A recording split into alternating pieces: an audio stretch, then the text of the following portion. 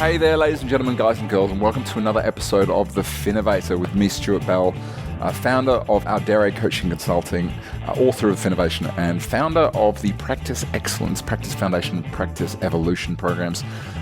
This month's Finnovator is one that I really enjoyed having the discussion. Martin Morris is the founder of My Financial Mentors, an advice business that is very much focused on a style of advising that, if you call it goals-based, financial planning, objectives-based, whatever your label for it, it's really about having a conversation with people about what they want their money to enable them to do rather than returns or any of that sort of stuff. But the interesting story is Martin first entered my world long before we ever met. At the time, I was sharing an office with a lovely lady and an artist called Helen Ashley. And Helen and I used to talk about all sorts of things coming from very different backgrounds. But I remember the time she came in and shared with me that she and her husband had decided to go and see a financial advisor. We hadn't talked about it before, and she wanted my advice as to whether or not the conversation she'd had with this advisor and the kind of documentation she'd been given, suggested that this is one of the good guys. And I looked through the terms of engagement, all that sort of thing, and it just ticked every box, the things it was talking about. So I suggested she go and speak with the advisor and have that appointment.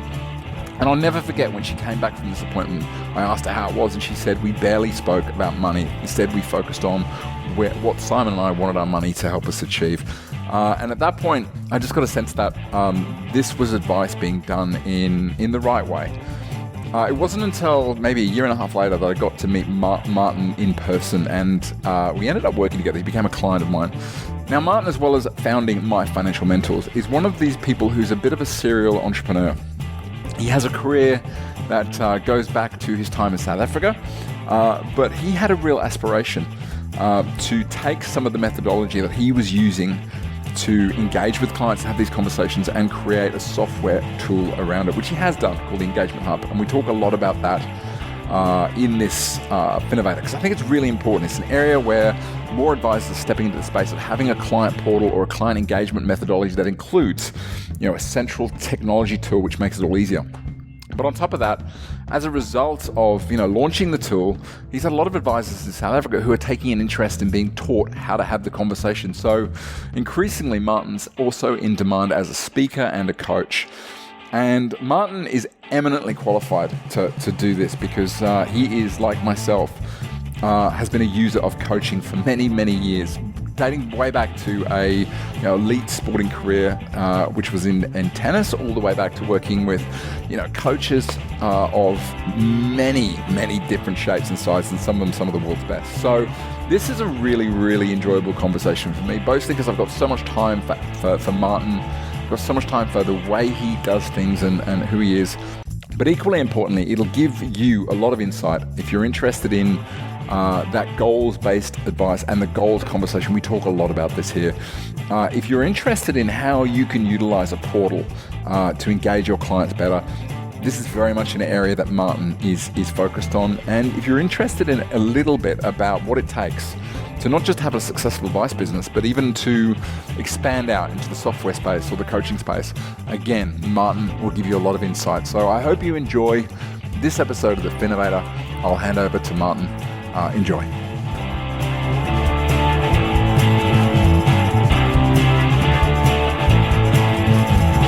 In 2015, I wrote a book called Finnovation. And at the time, I'd just been through this experience of being a managing partner of a tech-based startup incubator called Corporate to Freedom, where I had the opportunity to kind of have a live as an investor, but I also learned a lot about the way that they do business in the tech world and how it differs from traditional business models.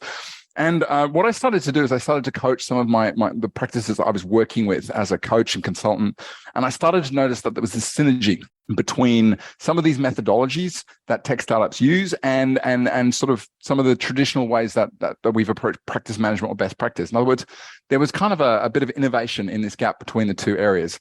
At the time when I wrote the book, one of the things I noticed or wrote about at the beginning is how, despite all of these issues in the industry and these inefficiencies and a general feeling amongst a lot of advisors that the technology we had, even back then, wasn't quite serving the needs as well as it should, there wasn't that many practices out there who were going and solving the problems. And one of the rules in the tech startup space is if you can get really close to the customer, where you understand the problem, you understand the need, you understand the challenges, it helps you to craft a solution that really hits those problems, as opposed to traditional product development, which relies on focus groups and inventing things out of the blue. Now, that was back in 2015. But what's happened over the last 7 years is there's been an explosion of advice businesses who have essentially gone, you know what, there's no solution out there. I think the way that I'm doing it in an analog kind of way is great, and I want to be able to make it scalable. So they go and build their own technology. And that's exactly what Martin's done. He's one of those advisors who has essentially scratched his own itch. And today we're going to talk about the journey from being a practice owner, so essentially having a software platform, not to mention coaching practices himself on how to implement it in their business.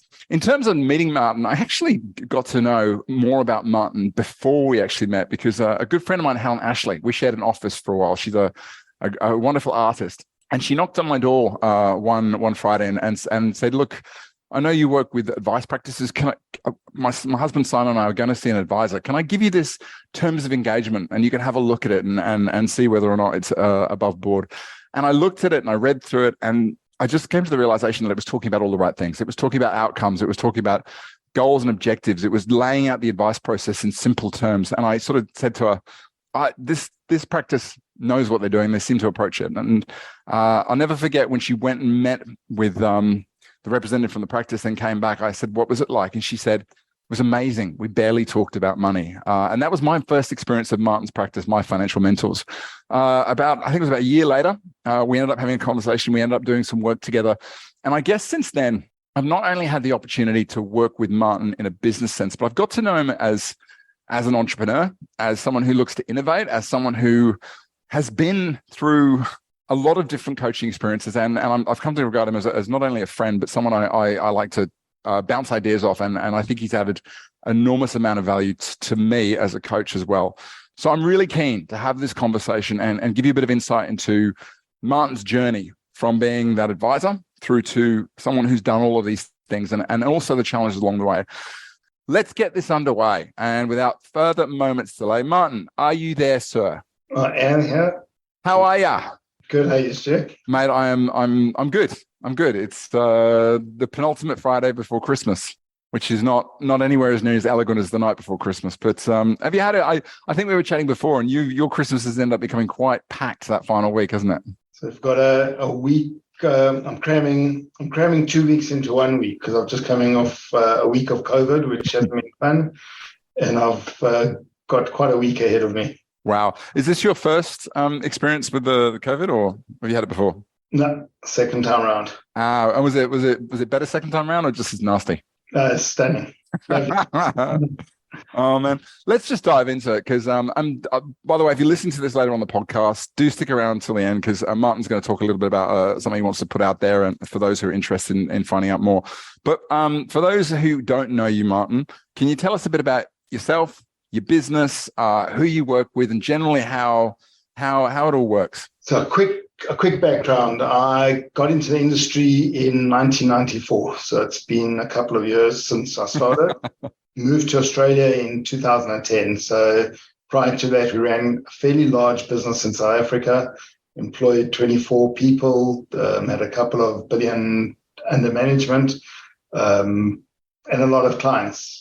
Came to Sydney, started again, run a relatively small business, but a reasonably profitable, reasonably good business. And what kind of clients do you work with? So two primary areas of clients. So the one is retirees, and the other is medical professionals. In my previous business in South Africa, it was built almost exclusively on medical professionals. And here, a lot of retirees and a lot of medical professionals. And then we've got some other clients, but those are the two real core areas. And was that something that you, like going down the route of focusing on a specific market, is that something you've always done, or is it something you just kind of gone, I want to do it that way because it's easier or it suits me better? So I landed on medical professionals in South Africa because I got lucky right at the beginning. I got a couple of radiology and cardiology clients, and just networked from there. And it sort of grew from that, and I sort of ended up specializing. I came to Australia and I thought I would do the same. Yep. But it wasn't so simple going. Establishing myself again, having no sort of presence or credibility in the market over here, sort of took whatever clients I could get. And we've just grown from there. And a lot of them happened to be, that started off with a lot of South Africans that had immigrated, that had sort of were in retirement space. Yep. Slowly but surely it's growing. It's growing to the other sectors as well. And I talked a little bit about my first, third party or arm's distance experience with your business. But I mean, if you were to describe the way you provide advice, which has obviously influenced a lot of the software, how would you describe it? It's not about a product. I think the way you opened up with the conversation that we had with those friends of yours, what I've realized is that our industry has really, really been focused on delivering product. And we've forgotten over time that at the end of a product, there's a client, and a client doesn't really care what pill they're taking. They just care about fixing the pain that they've got or fixing the opportunity that they want to go to. And once we understand that and the client feels that they've been heard and understood, you're onto a good path. And that's what we've tried to do, is create that business where you listen to the client, you understand what a client wants, then the solution could not be a product. So let's take it right back. So 1994, you started in advice. Did you always want to be in advice, or did you get there sort of in a roundabout kind of way? So the last thing I wanted to do was be in advice. The very, very last thing I wanted to do was being in advice. At the time I was playing professional squash, trying to make a living, hitting the ball up and down a wall for 5 or 6 hours a day. I was probably hitting the ball reasonably well, but I just wasn't making a living very well. Right. So I wanted to sort of supplement my income, and somebody suggested go and do something where your time is your own. And I happened to see an advert, and the person interviewing for the advert was an ex-Springbok rugby player. And I thought, he speaks sport, I speak sport, maybe there's a conversation to be had. I went to see him not knowing it was insurance. And I got in there and I said to him, I'm sorry, I'm in the wrong place. I didn't realize it was insurance. And he said, so why did you come? And I said, well, because you're a sportsman, I'm a sportsman. I thought maybe the interview would go well. So he said, well, let's talk about sports. And that's what we did. For an hour, we spoke about sport. And then he said, come back and let me just tell you a bit more about what we do. And I came back and I ended up taking a job there, and I haven't left since then. Well, I mean, I guess that's the ultimate, like, particularly if you're talking about 994 in insurance sales. Now, the ability to hold a conversation with someone you just met would have been a pretty big, a good skill to have. So in many ways, it makes a lot of sense. So you moved out here in 2010. So you've been in the industry for 16 years over in South Africa. And you'd had, obviously, the role, it sounds like it evolved quite a bit from insurance sales to something that was very much advice. When you came out here, knowing what you knew from South Africa, did you have a really clear blueprint around the kind of business you want to build and the kind of advice you wanted to give? Or did it kind of evolve from 2010 onwards? Yeah, so I would say 2010, in many respects, while it was hard to immigrate, and immigration is hard, probably the luckiest year I've ever had, because I had some partners in South Africa that were exceptionally good entrepreneurs and exceptionally good partners. And they wouldn't actually let me buy a business or get involved in a business. They said that I had to spend a year thinking and studying and putting together everything in my mind that had worked really well for us historically and everything that hadn't worked well, and then putting in a template to repeat the things that were working well and stop doing the things that weren't working. Okay. And it was the first time that I'd actually had the luxury of being able to think. And I sat down and I just built what I think a good business would look like moving forward, with where I thought legislation, regulation may go and where I thought consumerism may go. What would a business look like? Okay. And that was just a lucky year. And when you look back on, you know what, I've just done a session with the program about prioritizing your time or planning your calendar. And one of the criteria we talk about is priority time, which is, the reality is that not enough time is necessarily spent just working out what work you want to do.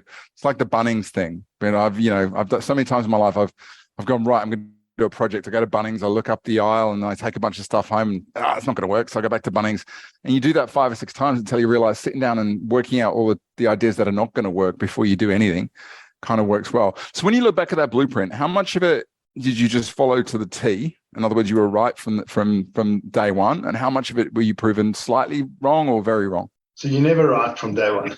Like you're never right. Doesn't matter what you do, you're never right from day one. Yep.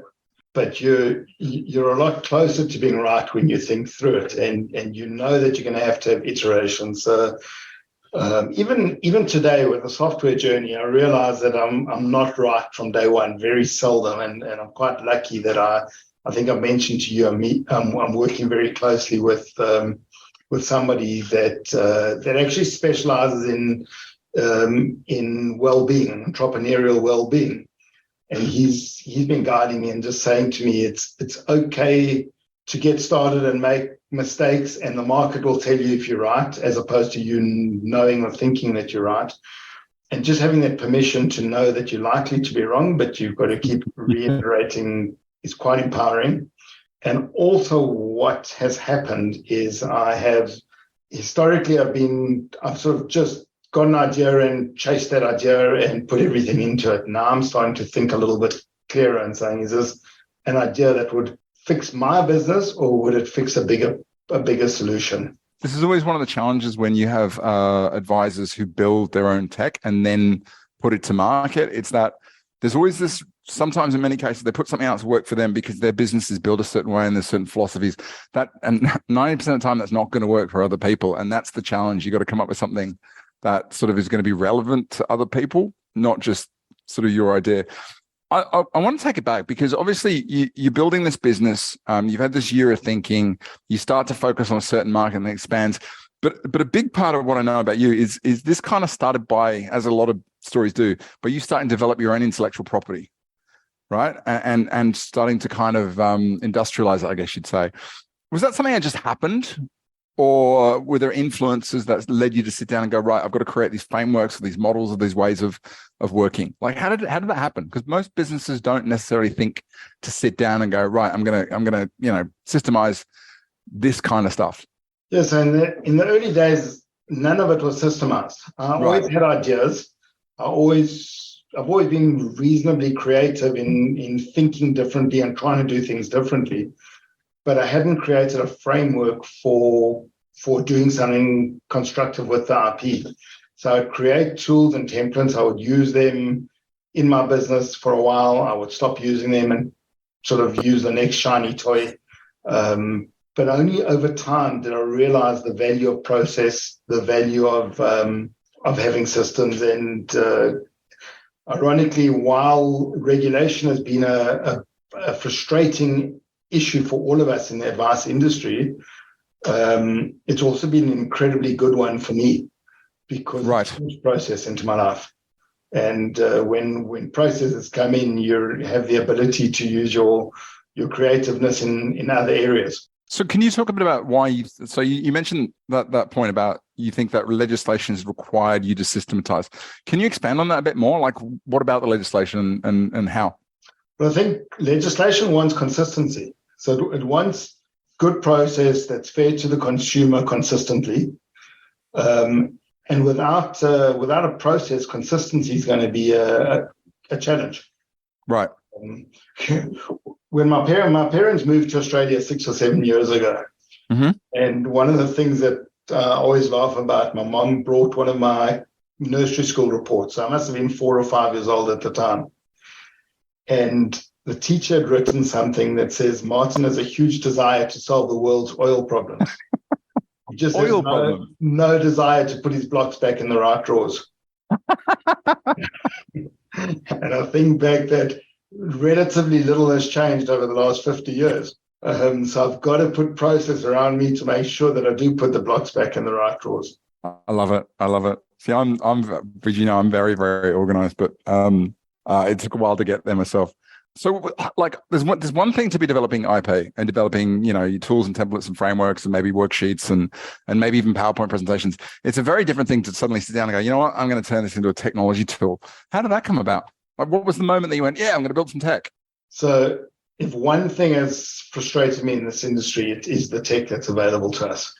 So there's incredibly good pieces of technology. There's the X plans of the world, which, if we objective, is a really good piece of technology. I mean, it's taken a lot of thinking. It does a lot of things, but it's been built in my opinion, it's been built in little silos that talk to one particular thing. They don't put the whole journey together. They don't put the whole thought process together. And I liken it to an IKEA store. You go into IKEA, you can buy whatever you want. You've just got to then go and build it. And I've just thought that the client experience has been forgotten. So software has been built around regulation, or it's been built around selling a product, or it's been built around systemizing an advisor's practice. Nothing has really been built around the client having a great experience with the advisor. Because if we bring it down to the simplest form, if a client has a great experience working with an advisor, then the advisor's got a good business. That is sustainable. That is a model that's going to last for forever. And then the rest of the things can happen in the background to make the efficiencies happen, to make the products fit in with those efficiencies. So I've needed to build my own tools in Excel normally. And I've loved Excel because I've got more competent at it over the years. But it's not scalable. Excel is fantastic for me. Yeah. And I've just thought, well, if I want to roll this out and I want other financial advisors to benefit from it, I've got to do something different. And that's where the journey began. It's interesting. A lot of people forget that Excel is a programming language. It's a really simple, it can be quite effective. It's got limitations, but as you said, it's great because you can build anything. But there comes a point where you'll hit a ceiling and it breaks. It's very hard to stop to make Excel or even Google Sheets, for that matter, sort of industrial. So what was the first version like? Was it just an Excel sheet, or was there more to it? So the very first version was a simple Excel sheet. Okay. Then became a more complex Excel sheet, and then it became 2 Excel sheets, and then 5 Excel sheets. And then I wanted the 5 Excel sheets to all talk to each other because I didn't want to capture the same information 5 or 6 times. Right. And then the problem is that you create a million macros and you have printing, and one mistake in one sheet leads to a 10-minute delay in sheet number 5. So it became really, really challenging. I had, not so much anymore, but it wasn't that long ago.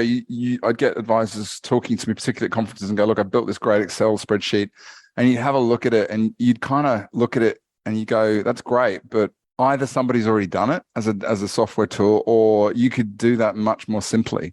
You know what I mean? What was the point at which you realized that this wasn't just a tool that you were going to use in your own business and kind of was just supplementing things, and that you wanted to turn it into something that was a bit more industrial? Was there a moment where you went, I've got to make this into a grown-up version? I guess there were two realities that came to my mind. The one is, again, coming from a planning business in South Africa, I always had this view of growing something that was really material, that I could scale the business.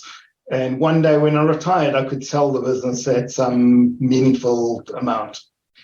So the first realization was, I think the days of building a really big, scalable financial planning business have to some extent come and gone. It's not a race to the top in terms of growing the assets, charging on the assets, and building margin at every level of the product scale. Those days I don't think exist anymore. So I wanted to build something scalable. And then 6 or 7 years ago, I got invited to go back and do a series of workshops in South Africa for financial planners. Right. Just about my old business in South Africa relative to my new business over here, and what the journey looked like. And as I was there, I was showing people how I ran a practice and what I was doing with the spreadsheets and what I was doing with the forms. And then everybody wanted these sheets and everybody wanted these forms. And I was giving a whole bunch of this stuff to people. And then I started realizing, well, maybe that's where the opportunity lies. Maybe the scale is empowering advisors to deliver things in a better experience, in a better way. and better. And those are the two catalysts. It's interesting because that is one of the things that I've really loved about, and I've taken from my experience in the tech startup space, is this desire of building something quickly and cheaply, putting it in front of a customer and seeing if they like it. If they don't like it, find out why.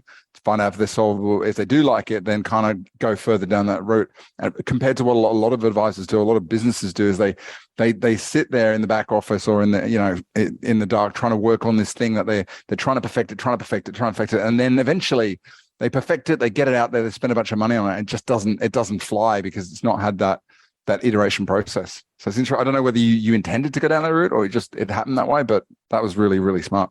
So when you decided to turn it into a software tool, I mean, like, there must be a lot of practices out there who go, I'd like to do that, but they didn't know how to bridge that gap between. I mean, did you go and find a coder? How did you finance it? How did you know what kind of coder to find? How did you know what you were going to build it in? All of these, how do I do that questions? How did you approach them? COVID was really good to me. First time around. Well, not first time I got COVID, but first lockdown. Okay. So stuck at home, thinking, wanting to create stuff, wanting to do something more material. So I got onto Upwork, what was the platform, and I looked for people that could take my Excel sheets and develop them further, make them cleaner, make them better. And I happened to find a young developer in India, a lady that helped me fix a problem that I had in Excel, and she fixed it really, really quickly for me. And then she helped me with 4 or 5 sheets after that. And then I needed a 5th sheet done. And she said to me, she's struggling with time. Would I mind working with her husband? So I said, I don't really want to change. I'm happy with you. So she said, look, he's really good at what he does. So I started working with the husband, and it was fantastic. And I had developed a really good relationship with them. I've been working with them for a few months. Eventually, I put an offer on the table and suggested to him that he comes and he works full-time for me. He leaves his job. And initially, he wasn't brave enough. He didn't know me. He wasn't scared. And then he was too scared. And then he decided he would have a go at it about 5 months after asking him. And he joined me. And as we were developing one of the sheets, he said to me, look, why don't we just build an application from this? It's better than keep doing the Excel. Can you do this? So he said, of course I can do that. That's what I'm good at. Excel is what I'm learning. So he started developing this for me. And now we've developed we found a couple of people that help him and work for him. And it's just taken us down this journey, and really, really excited about what they've done. Exactly the way I got the fee modeler tool developed back in the day. And I think I always felt a lot of the luck, I guess the draw, is finding somebody who can not just do what you need them to do, but also kind of has a vision. They can turn around and go, why don't you do this? That could be better. In other words, same deal. Fee modeler started life as a spreadsheet. And then eventually I was dealing with somebody who said, why don't you put a database on the back of it? And then it just built from there. But finding that person was the luck of the draw. And since then I've had situations where, I've found developers and they've just been awful, versus every now and again you find, maybe 40% of the time you find somebody who really knows their stuff. That makes sense. Yeah, you don't get it right first time. I mean, I certainly didn't get it right first time. I got it, and I've still got it wrong. I've found other developers to help me with different pieces, and I don't get it right. How much did that first build cost? Can I ask? I'm always embarrassed to tell you, because we've spent so much time and so much money on going down routes that haven't worked.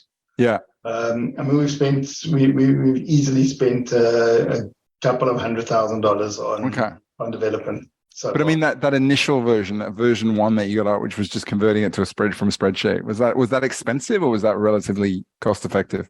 So I don't know what expensive is, but probably $60,000 or $70,000.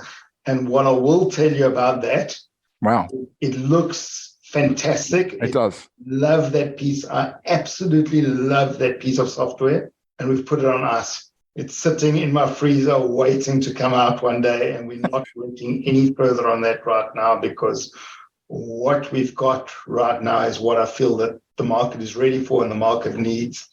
And I'm here to be patient and say one day we'll get to that. Funny, the next question I was going to ask you is about whether there was any functionality that you originally, I want a tool that's going to do this and it's going to do this, that just didn't make the final cut. But it sounds like there's a whole bunch of them in your freezer that just never made, never made the light of day. Is that? Am I right on that? I wish I could say no. So, but you're 100% right. So we had built what I feel is, if you ignore the concept of a statement of advice for now, but you think about a fact find, you think about a consultation, all the calculators that may be required. We've built all of that. It's sitting there in my freezer waiting to come out. So what was the stuff that you thought was going to be really, really important? Like in your head, when you were building it, you get, I'm going to build this because everybody's going to want it. And it just, in the end, it either just didn't land or it wasn't what you thought it was going to be. In other words, where were you proven wrong? Okay. So the best example I can have with that is the concept of a risk profiling tool. Yeah. You think that on the one hand, there's a behavioral risk profiling tool, which is what we've become accustomed to using in the industry. And then on the other extreme, there's pure rational finance, where if somebody's got a goal that they need money in 6 months' time, we all know that they shouldn't be invested in equity markets. A behavior approach might say, well, if the client's really, really risk tolerant, let's put him into equities because he's saying that he can. Conversely, if you only need the money in 20 years' time, you shouldn't be in cash, even if you're conservative. So I thought, let me build a tool that can bridge those two worlds. It can show you what your tolerance is versus what your exposure should be based on your goal and show the client the differences. So I built a really sophisticated tool. We had great feeds from Morningstar, from S&P. We had gone on an incredible journey over here, and I had successfully converted a 20-minute consultation into a 2-hour consultation that nobody was interested in. Oh, I love it. Like a better mousetrap. That was a really, really good lesson on understanding what the market wants and what the market needs versus where I think they should go. I feel like sometimes you need to, from a creative perspective, you need to go down those blind alleys sometimes, because I think if you build something, you go, it's a beautiful solution with absolutely no practical usage other than you kind of learn a lot about reality and idealism. And having worked with you a lot, I know you're very driven and you're sort of very goals orientated. And sometimes being shown that maybe the thing that you think you're going to build isn't the thing you should build, or you overcomplicate it. I think it's an important lesson along the way. Yeah. Tell me about the coaching, because that's become a big part of it, right? And I think you mentioned when you were going over and presenting the tool in South Africa in particular, what became apparent to you is that this wasn't, you give people a tool, but there was kind of a skill set they had to learn or a shift in the mindset they had to adopt in order to get there. But start off, I mean, you've been a big investor in coaching yourself down the years. How did that come about? Started with squash. I had some really, really good squash coaches as I was coming through. Some of them, one in particular, lives in Perth right now. He's a guy in his mid-70s, and I still talk to him about lessons that he taught me 30-something years ago. Is it Mike Simmons? That's the one. Yeah, you gave me a copy of it, and the intro is fabulous, absolutely fabulous. It's such a great overview of coaching. So again, you look at that book, and I said to him, Mark, you've got a bestseller there if you just cut out everything that's related to squash. If you just take the intro of that book and sell that as a book, you've got an incredible story. Yeah, it's true. So I learned a fortune from Mark. I spent a lot of time years later on the Strategic Coach program in Toronto.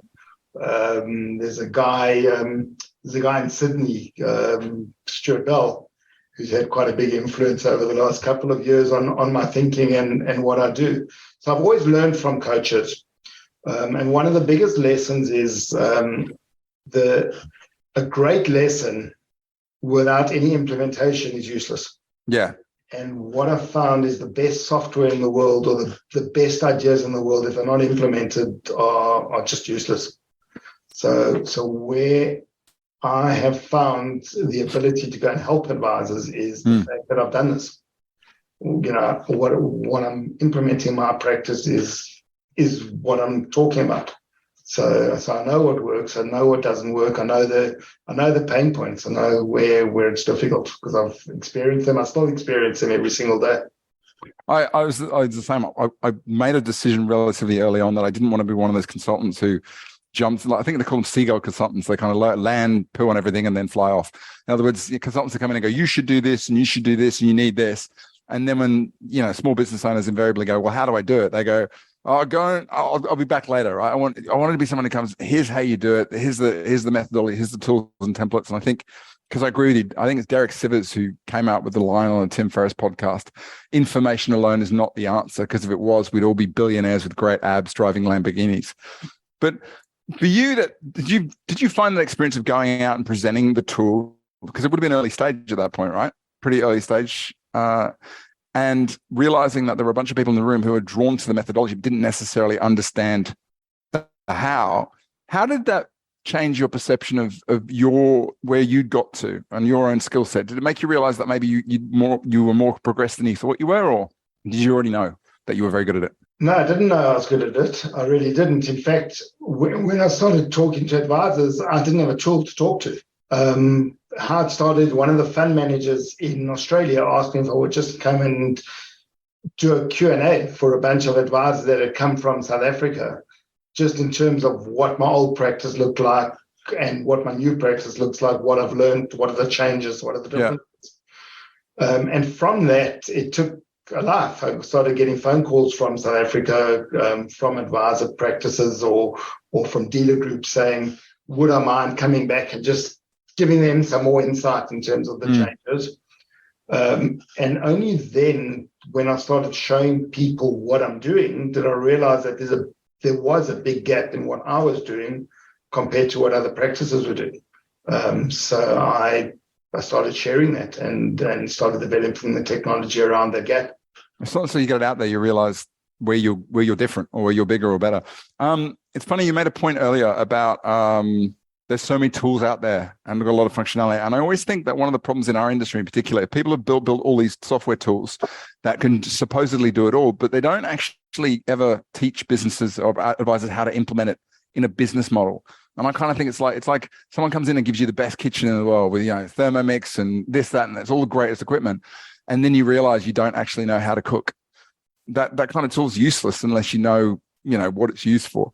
So let's talk about, and that's true of portals as well. I mean, there's been a lot of portal solutions down the years, and they all hit the same problem, which is they've got all this great functionality. And I'm not going to name names, but advisors get them and they've got these ideas about how they're going to implement them. And 6 to 9 or 12 months later, they realize nobody's using it. They're not using it. The clients aren't using it because they don't really know how to make the business model work. And let's talk a bit about what you've built and in terms of where it is. Engagement Hub. Yep. Tell us about where it's at right now. The technology, what it does, and what it's focused on. So for the purpose of this, I'll try and keep it reasonably short and simple because it does a lot of things. So in the first instance, it's an engagement platform. It's an area that's there to create better engagement between a client and their advisor. Okay. How does the advisor simplify an 80-page financial advice document that they don't want to put together as an advisor and the client certainly doesn't want to read? How do you develop a one-page financial plan? How do you articulate to a client on an annual basis the value that you've added that he doesn't see? It's not the 3 or 4 hours that the client has spent with you. It's the 10 hours that you've done that they haven't seen that you've done. It's the 30 hours of studying and work that you've learned that has gone into impacting their outcomes. Right. We've created a whole bunch of engagement tools, which we've given to financial planners to use. And then we've created the portal that allows the advisor to share this with the client. Things like a financial services guide. How do you make that accessible in an easy way? We're living in a world where cybersecurity is becoming a bigger and bigger issue all the time. 100%. How do you build a secure way of giving information to clients with the clients actually wanting to go there and pick it up?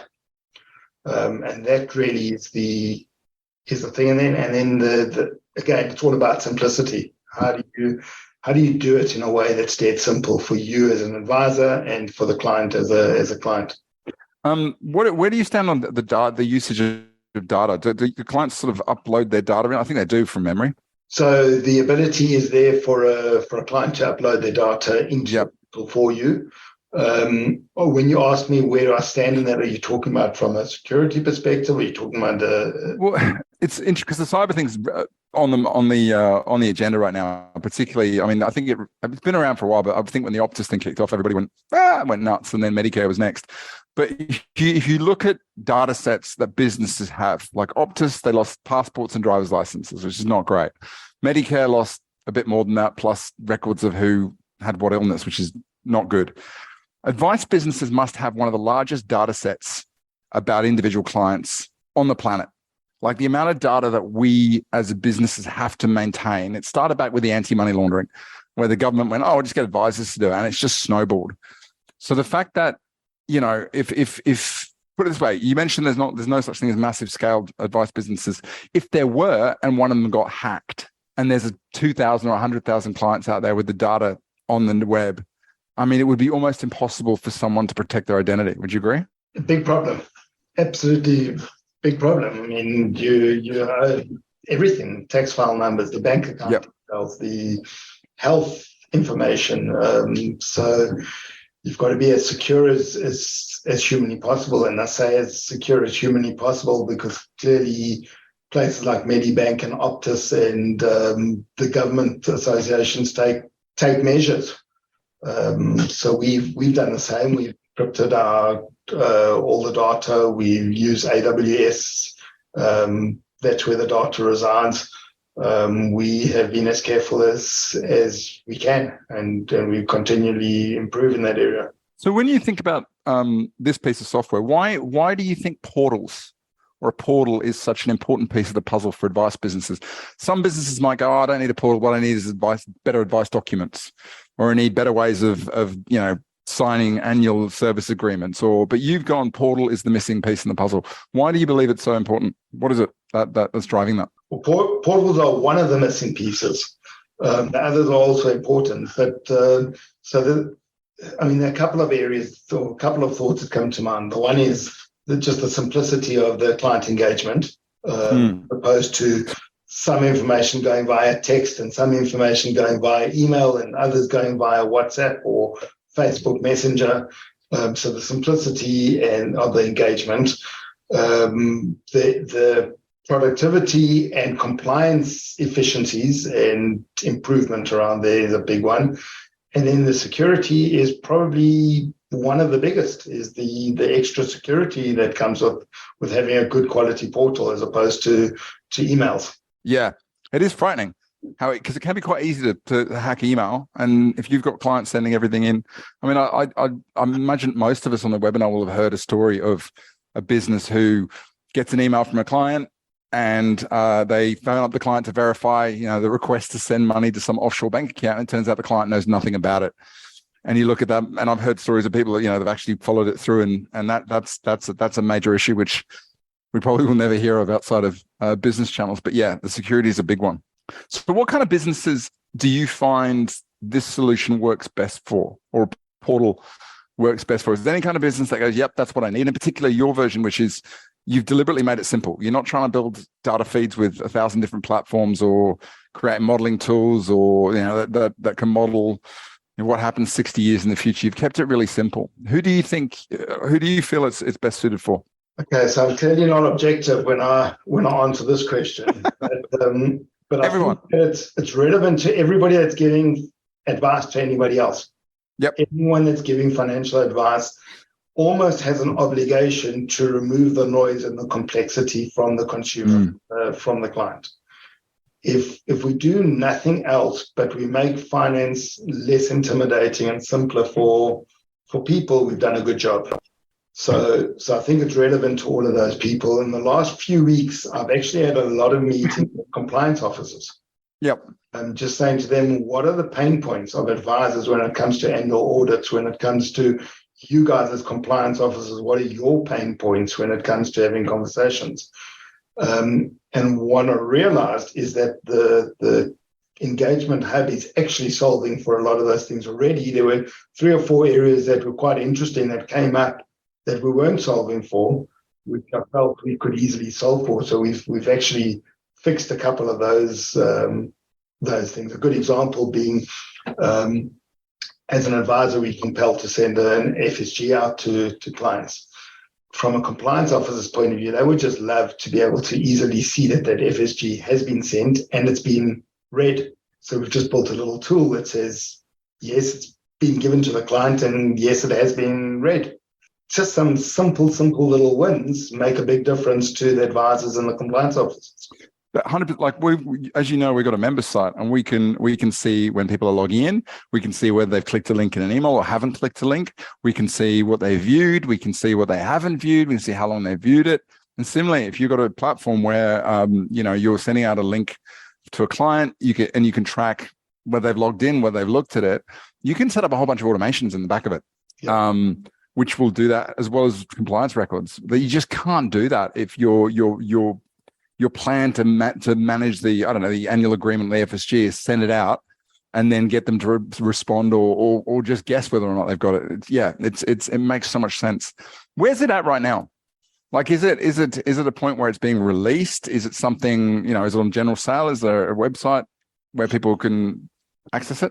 So yes to all of the above. We've been beta testing for quite a while now, for a good few months. Both in South Africa and Australia. It's working really, really efficiently, really well. I've been using it in my practice in the earliest form over 12 months ago, and I've been using it subsequent. I had 7 or 8 financial advisors that I coached on a journey for 6 months over Zoom in South Africa, and they've been using it. We're ready. We're live. We've got our first few clients in Australia working with it right now. It's always those first few clients you get. They're the ones that you kind of, I don't know. I got when I first launched the program, it was the first 2 or 3 clients I got traction with. I'm like, oh my God, you've got something and it's going. So how does it work in terms of cost and pricing? Like, is it something people have to sign up for a period of time? Does it take time to implement? Is it a monthly thing? Is it an annual fee? How does it work? So we've got 2 options. We've got a monthly fee and we've got an annual fee. There's a meaningful discount if you take an annual fee. Okay. There are a couple of variables that go into the pricing. The one is how many advisors and admin people within the practice, how many clients that you're putting on board. Those are sort of the key variables.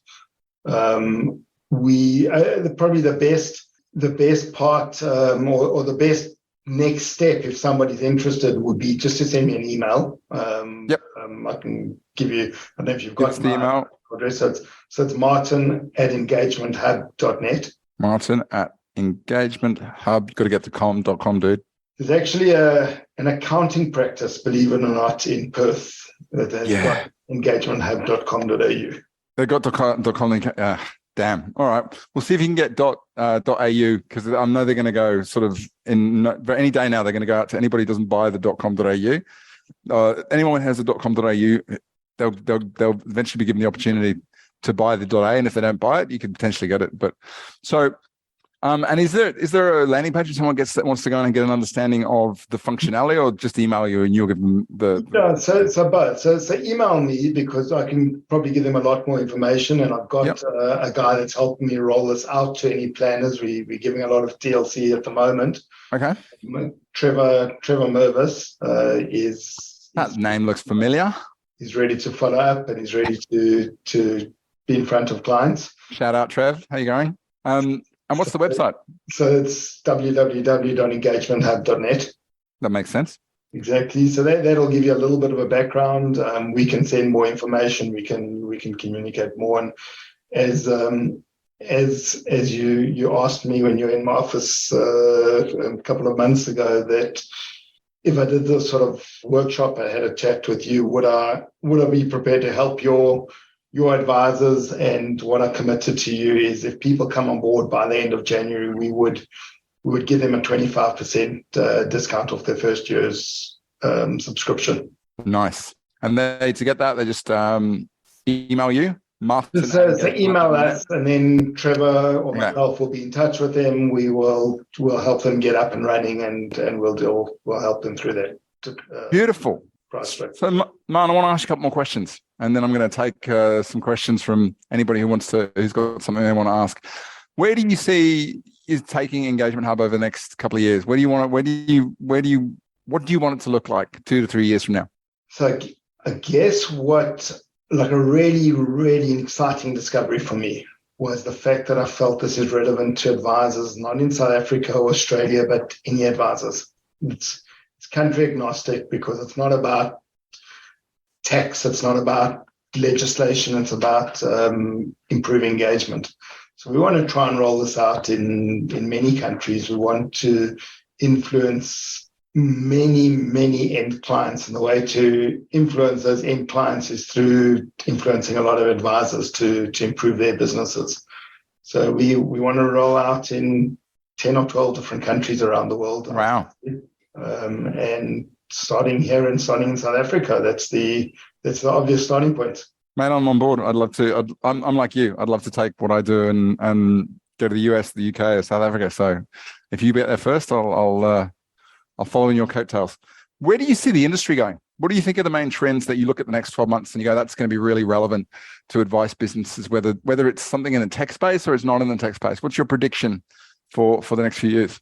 So if you think where we came from, so you rewind the industry back maybe 20 years ago, in my view, the industry belonged to the product providers and to some extent the financial advisors, but it was really a product-driven and a sales-centric industry. The control then somehow moved to the regulators. The regulators started dictating the direction of the industry, and it became a much more commoditized industry. A lot of advice was starting to look the same because statement of advisors were forcing the same thing.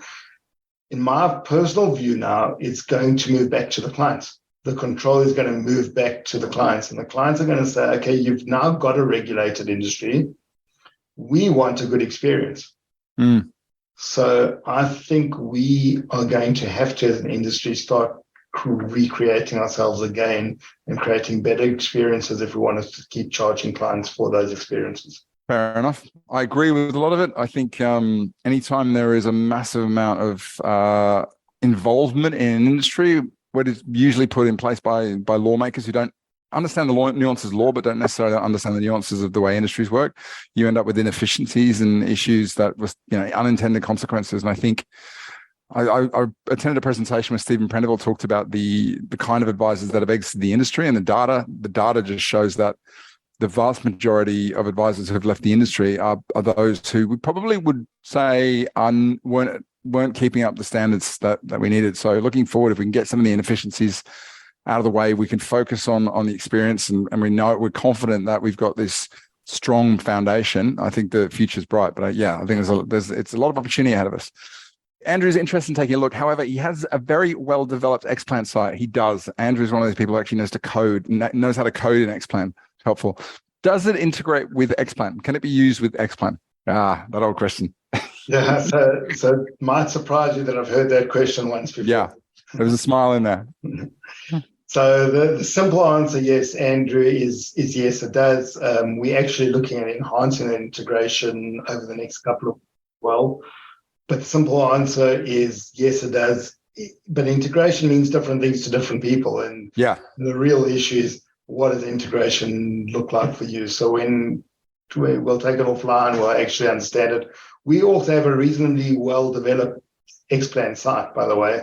And in the early days, it wasn't integrating at all. So what we were doing is we were simply just downloading the documents and putting them into Xplan. And it was taking us all of 10 minutes per month longer. So I'm not talking about 10 minutes a day. I'm not talking about hours a day. I'm talking about 10 minutes a day if it didn't do what we needed to do.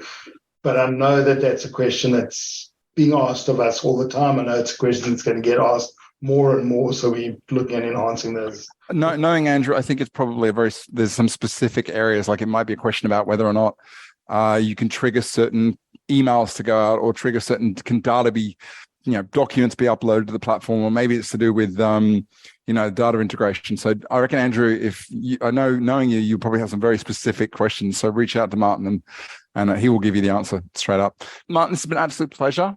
Thank you so much. Just to recap, I've taken a lot from this. I mean, I always do sort of when I chat to you, and I always learn a bit more. But for me, I think what was really interesting was, in particular, some of the journey about how you got it built. Ironic that, you and I have been down similar routes, although I'd suggest probably you've been far more progressed and spent more money on your tech than you have. But incredibly useful. And just to reiterate, if you want to reach out to Martin, drop him an email at martin@engagementhub.net. And if you come on board before January, 25% off year one. Any final thoughts, Martin? No, thanks for the opportunity. Always good to chat to you, as you know, and I've told you once or twice before how you've really had a big impact on the way that I've thought and the way I've done things over the last 3 or 4 years here. It's been really great working with you. The feeling has been mutual. I mean, like as at least 2 times that come to mind where you've sat down and you've almost said, "Can I give you some advice?" And I've gone, "Yeah." And you just turn around and gone, "You should be doing this, or you should stop doing this, or you should simplify this." And I don't know whether it's because of a product of what you've been building, or whether it's your exposure to coaching, but I think to be given that feedback as a coach by somebody who knows what you do and has been involved in it is incredibly powerful. So I appreciate that. Really, really do. Mate, I hope your next week ends up being easier than it looks. And no doubt, if I don't get to speak to you before Christmas, or maybe we'll catch up over the Christmas period, but have a great break and have some good downtime. And to everybody else, thank you so much for joining me today. Enjoy the Christmas break. If you need anything from me, please feel free to reach out. Other than that, I'll see everybody again in the new year. Take care. Cheers. See you, Martin. Bye. Bye. Well, there you have it. I hope you really enjoyed listening to that conversation with Martin. Honestly, the number of times I have just caught up with Martin, had a bit of a coffee, had a lunch, and just ended up talking about all manner of things. He's really got a mind that moves at 100 miles an hour, and I love the direction he's headed. As always, if you are a practice owner who is looking to work with somebody to help you solve some of the practice issues, or maybe, branch into brand new innovative areas that maybe aren't your forte, like online courses or technology, or taking your intellectual property and turning it into something that you can offer out and make it yours, or even getting into the speaking space, I'd love to have a conversation with you and share what I've learnt and how I've helped other people. All you need to do is drop me a line at help@ourdairy.com.au and let's start a conversation. Other than that, if you're not already a subscriber to our list, head over to ourdairy.com.au and hit the join the list button, where I share regular content beyond the podcast, including tools, templates, case studies, and a whole bunch more. But anyway, for the time being, I hope you enjoyed today's session. I hope you got a lot out of it, and I'll see you soon. Take care.